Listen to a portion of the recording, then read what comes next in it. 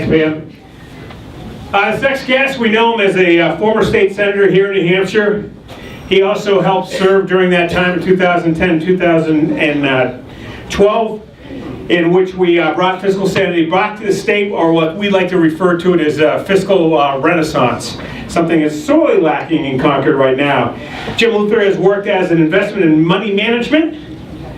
In the past, Jim has helped Fortune 500 clients in large New England companies. Clients included such firms as IBM, Kodak, McGraw-Hill, Blue Cross Blue Shield. Jim has also served as a part-time pastor at Grace Fellowship Church in Nashua.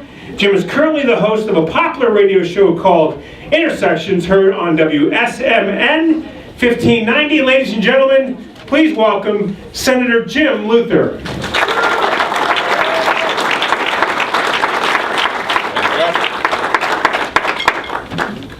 Good evening. This is the place to be, isn't it? Well, it's my privilege to be here. I know why I'm here tonight. Why are you here tonight? You know why you're here? I know. Yes. Well, for me, we cannot continue the current status quo that the current occupant of the governor's office wants to extend. And what are some of those things that she wants to extend? Let's just short list 3 items. Poor fiscal management, always wearing rose-colored glasses when there are real challenges facing our state, and driven by an ideology that is destructive where there are real challenges facing our state. Now, this is what she said in a recent speech. This is her actual words. New Hampshire stands at the threshold of a bright new future. Boy, doesn't this sound great? We are as well positioned as any state in economic growth that will lift all our people and define the 21st century. Man, this sounds great.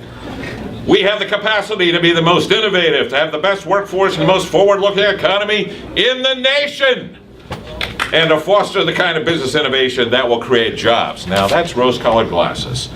And she says, we must lead the way. Now, let's look at reality. We need a governor who's willing to take on the big challenges, which she has not done.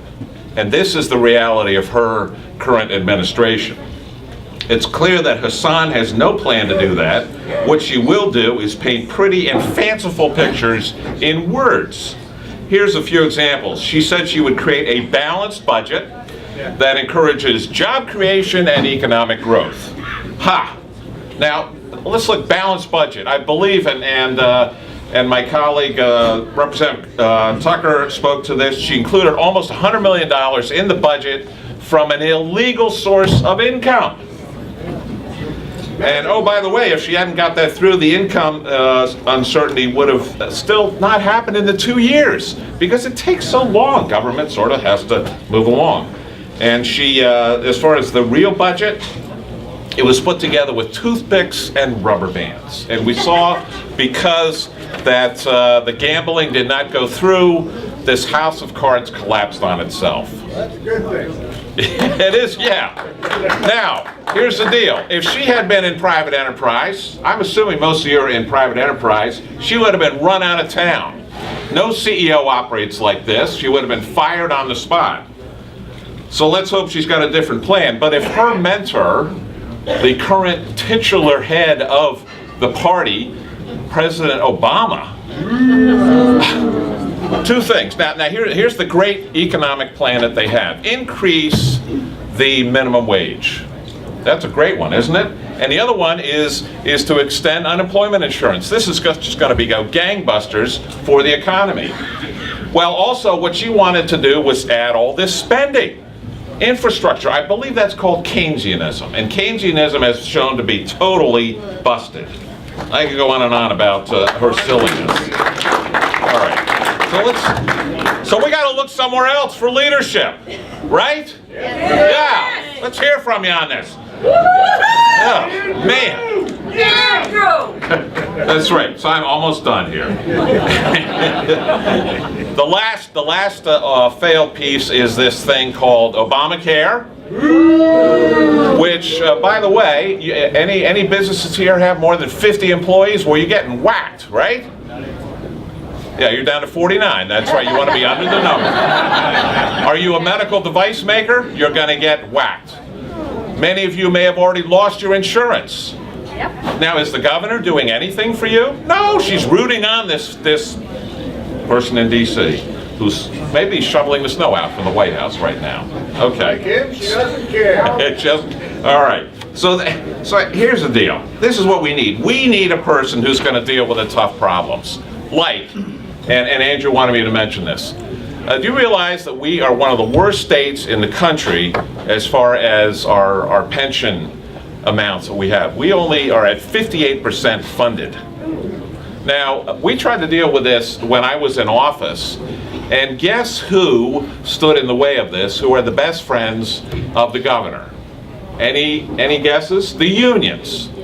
Now, do you think that the governor is going to try to deal with this during her current administration? No, because she's ideologically bound to this silliness that's going on.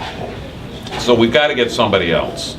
And we look at the budget. We are not attracting new businesses because we have one of the toughest tax rates for businesses in the United States. Because again, she is bound to a spending-driven ideology.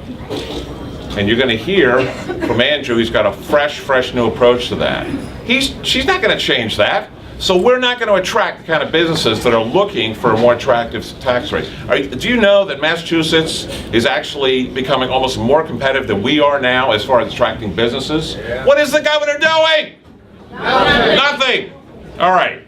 So we need somebody different. How about a guy, I know a guy, you know him too. He's wired and accomplished as a real world problem solver. Every day he gets up and looks at the world around him and thinks about how things can be improved, made more efficient, and serve us and our neighbors more effectively. This guy is a realist. He doesn't wear rose-colored glasses. He's not a speech maker who just lives in the fantasy world. You see him solving problems, and he's facing reality every single day. Now, this is what I really like about him. He's the best combination of a problem solver, an optimist, and a pragmatist I've ever seen in a single individual. It's a fresh face. And I'll tell you what finally, what I love about Andrew Hemingway is the guy is a nice guy.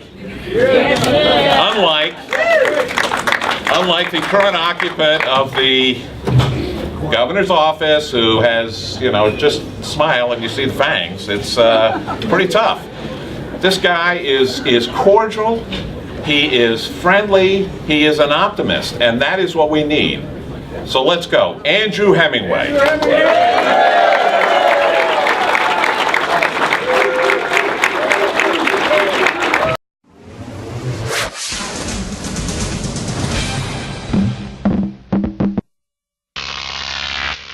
Cooked.